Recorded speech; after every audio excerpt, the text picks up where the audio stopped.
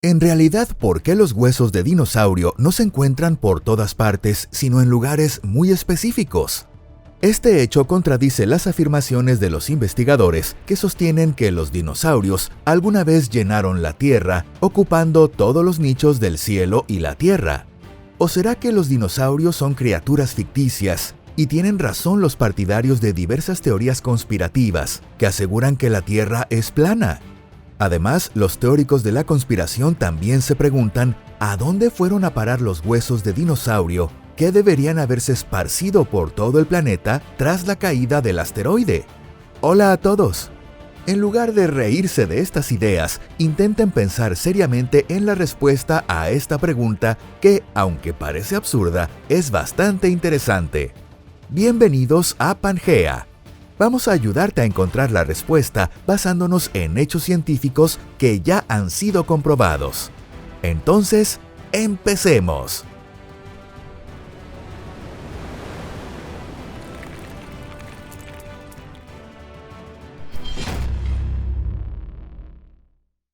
La era de los dinosaurios.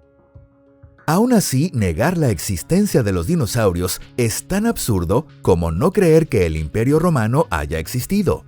Según las investigaciones científicas, se estima que la era de los dinosaurios duró aproximadamente 160 millones de años.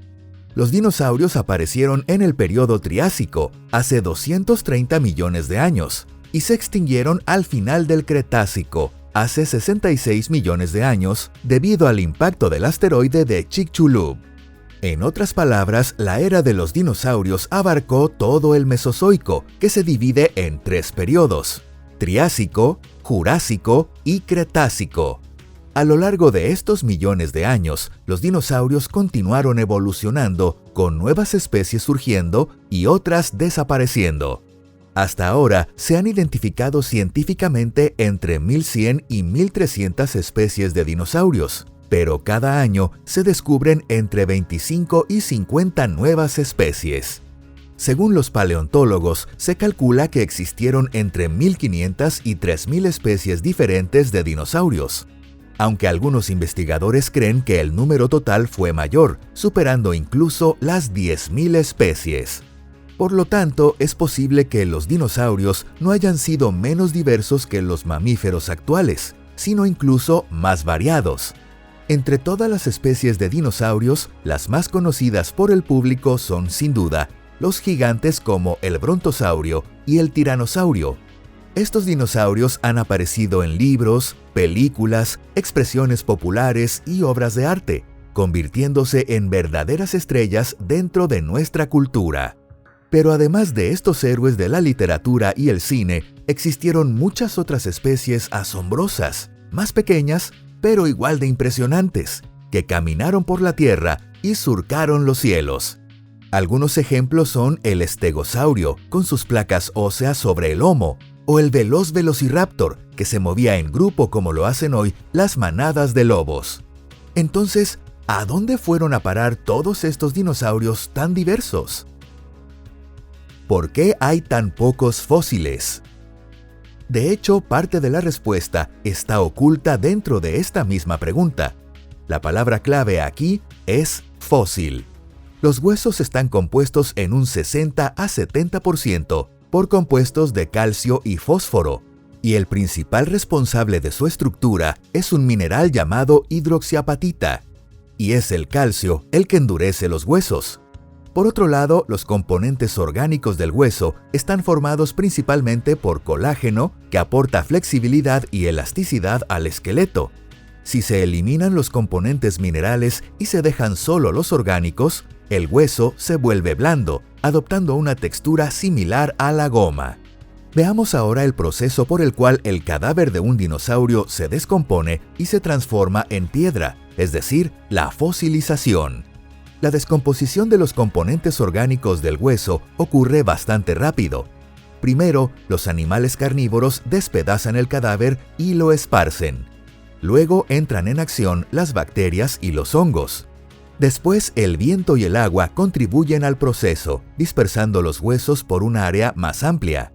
Como resultado, al cabo de algunos años o al menos unas cuantas décadas, los huesos desaparecen por completo sin dejar rastro.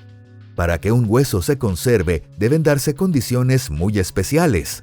En primer lugar, el hueso debe ser rápidamente sepultado en una cuenca de sedimentación y luego quedar cubierto por una gruesa capa de sedimentos que impidan el ingreso de oxígeno. Los lugares donde estas condiciones se cumplen en la naturaleza incluyen lagos, cauces de ríos tras una inundación, pantanos y aguas someras cerca de las costas. Solo cuando todos estos factores se combinan, los restos de dinosaurios pueden escapar de la descomposición total. Dentro de estos sedimentos impermeables al oxígeno, los restos de dinosaurios pueden conservarse durante años en un estado relativamente estable. De manera interesante, si se suman condiciones aún más excepcionales, incluso es posible que el cadáver se momifique. También se han documentado casos confirmados por paleontólogos en los que se ha conservado parte de la piel de dinosaurios. Sin embargo, entre los miles de fósiles descubiertos, casos como estos son sumamente raros. Las condiciones necesarias para la fosilización, la transformación en piedra, son más comunes que la momificación, pero aún así ocurren muy raramente. La fosilización ocurre cuando los compuestos orgánicos e inorgánicos son reemplazados por minerales. En este proceso, parte del contenido orgánico del hueso se disuelve con el agua y otra parte es sustituida por minerales disueltos en ella. En la mayoría de los casos, estos minerales son calcita y dióxido de silicio. Esta sustitución ocurre principalmente cuando el agua penetra en los poros microscópicos de la parte inorgánica del hueso. Como resultado, la estructura porosa del hueso se convierte en una estructura mineral endurecida y el hueso, manteniendo su forma original, se transforma por completo en piedra. Así, el proceso que permite que los huesos de dinosaurios lleguen hasta nuestros días está compuesto por una cadena de eventos extremadamente raros. Además, cada uno de estos eventos debe ocurrir en un orden específico, lo que lo vuelve aún más excepcional. Lo primero que se necesita para conservar un hueso es que el animal muera en un lugar donde sus restos puedan quedar sepultados rápidamente. Lo segundo es que, al ser enterrados, no haya ingreso de oxígeno en el sitio. En tercer lugar, para que el proceso de fosilización se complete, los restos deben permanecer inmóviles bajo las capas de sedimento durante un largo periodo. Y en cuarto lugar, debe ocurrir un cambio geológico que haga que los huesos fosilizados sean llevados cerca de la superficie terrestre. De ese modo, los paleontólogos modernos pueden descubrir esos fósiles y excavarlos con relativa facilidad. ¿Por qué solo se descubren en ciertas regiones? No existen tantos lugares en el planeta donde los estratos del Mesozoico estén expuestos en la superficie y además puedan contener fósiles de dinosaurios. Por eso, en la mayoría de los casos, los equipos de paleontología deben viajar a desiertos de América del Norte, América del Sur, Mongolia o China para buscar restos de dinosaurios. El mausoleo perfecto para los huesos de dinosaurio probablemente sea el desierto del Gobi. En este desierto, los antiguos estratos rocosos del Mesozoico que ocultan fósiles de dinosaurios quedaron expuestos por la erosión y posteriormente fueron cubiertos por una capa de arena no muy espesa. Ahora bien, puede que algunos se hagan esta pregunta: ¿cómo hacen los paleontólogos para saber exactamente dónde excavar si los huesos de dinosaurio llevan enterrados millones de años? Para responder con detalle, habría que leer un manual de paleontología. Pero en pocas palabras, la respuesta es la siguiente. Los paleontólogos investigan en regiones que, según se estima, reunían en el pasado las condiciones más propicias para que los restos de dinosaurios quedaran rápidamente enterrados y luego se fosilizaran a lo largo de mucho tiempo. Una vez que se encuentra el primer hueso, se continúa excavando en ese mismo lugar. Aunque con una frecuencia casi igual, sucede también el caso inverso. Es decir, primero se descubre por casualidad un esqueleto o fragmento de hueso de dinosaurio y después los paleontólogos acuden en masa al lugar como moscas a la miel. Los huesos de dinosaurio rara vez se encuentran en zonas húmedas. Estas regiones hoy están cubiertas de bosques o humedales, o se usan como pastizales y tierras agrícolas. Normalmente, en estos sitios, los estratos del Mesozoico están ocultos bajo sedimentos más recientes, lo que impide el acceso a ellos. Y aunque un movimiento tectónico exponga repentinamente los fósiles en la superficie, estos suelen ser destruidos de inmediato por las raíces de las plantas o la erosión del suelo.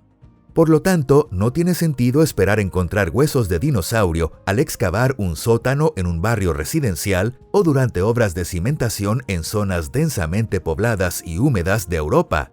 Si quieres probar suerte, lo mejor es buscar en regiones más secas y con poca vegetación.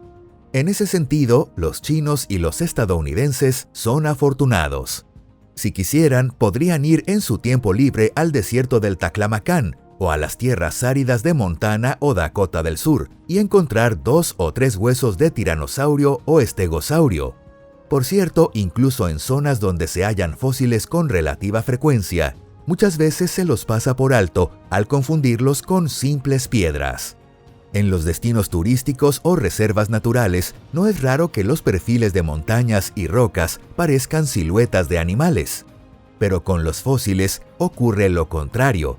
Los huesos de dinosaurio, simples fragmentos de roca sin una forma definida.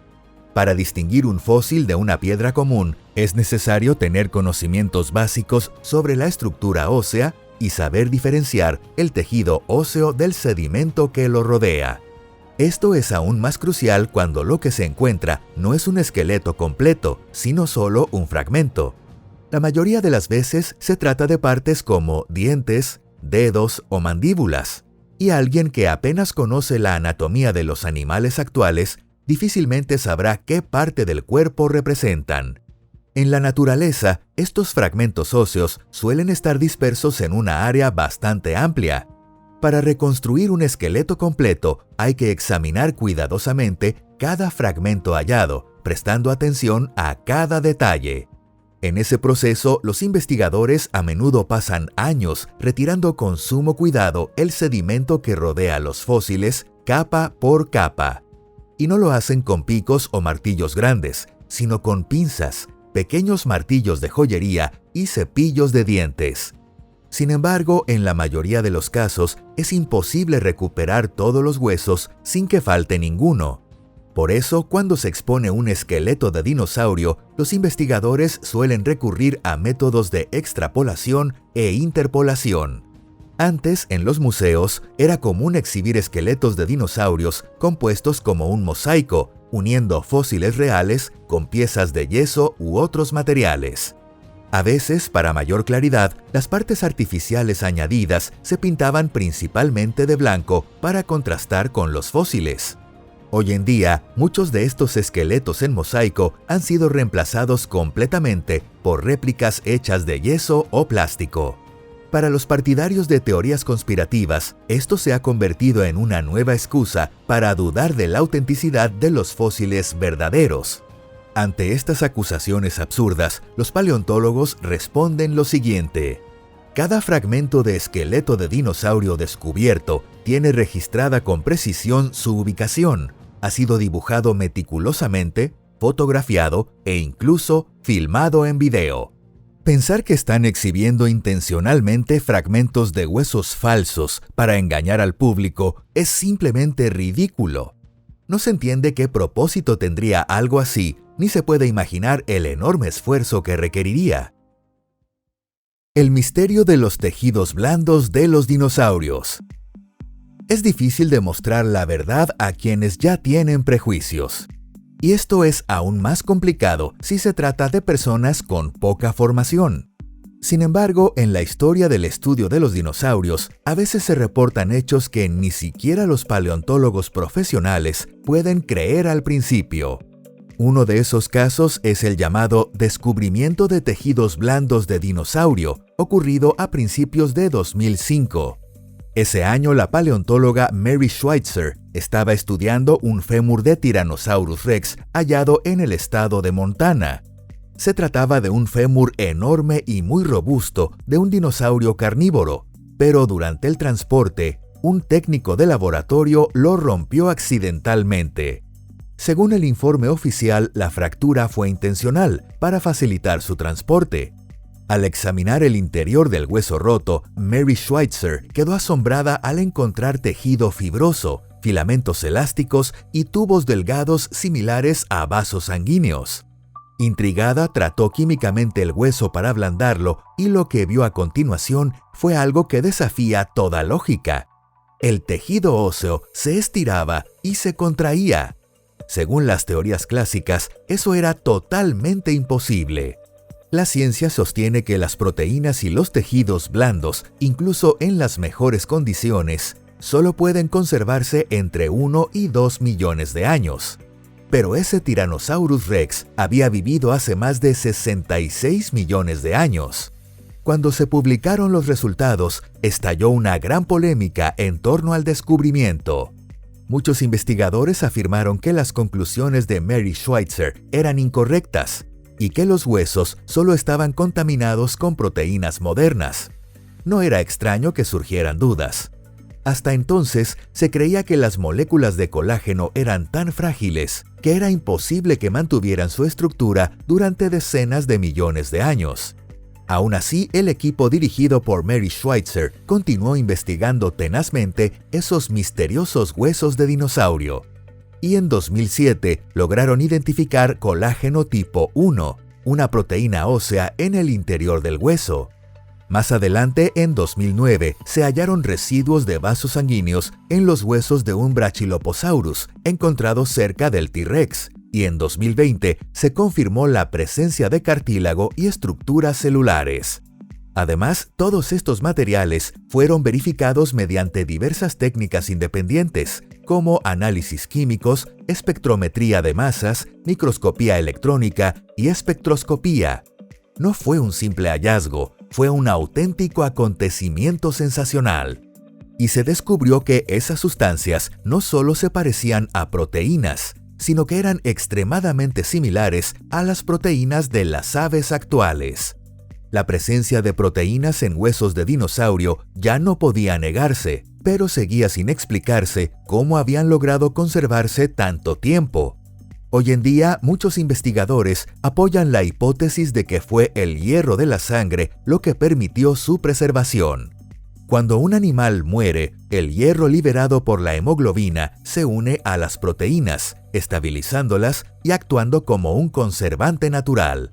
Este proceso es similar al curtido de pieles, en el que se usan soluciones con altas concentraciones de sales minerales.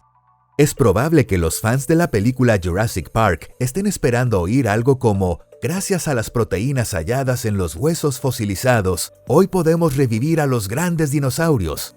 Pero lamentamos decepcionarlos. Con la tecnología actual, eso es imposible. Para revivir a un dinosaurio, sería necesario que su ADN se hubiera conservado. Por desgracia, o por suerte, el ADN solo puede conservarse durante 1 millón de años. Y congelado puede durar como máximo unos 2 millones de años. Aún así, los entusiastas de la ingeniería genética no deben perder la esperanza, porque ya se ha demostrado que el proceso inverso, convertir un ave moderna en un dinosaurio, sí podría ser posible. De hecho, algunos medios ya lo han difundido y varios divulgadores científicos lo han comentado. Con ese objetivo, algunos científicos están intentando intervenir en la expresión genética de embriones de gallina. La idea es activar los genes dormidos de dinosaurio, como los que forman dientes o cola, y desactivar los genes modernos, como los del pico, para que el embrión desarrolle características de sus lejanos ancestros. No está claro con qué fin se pretende convertir aves en monstruos, pero lo que sí es seguro es que las aves actuales descienden directamente de los dinosaurios terópodos. Si te ha parecido interesante este episodio, no olvides dejar tu valoración o compartirlo. Gracias por vernos. Hasta la próxima y adiós.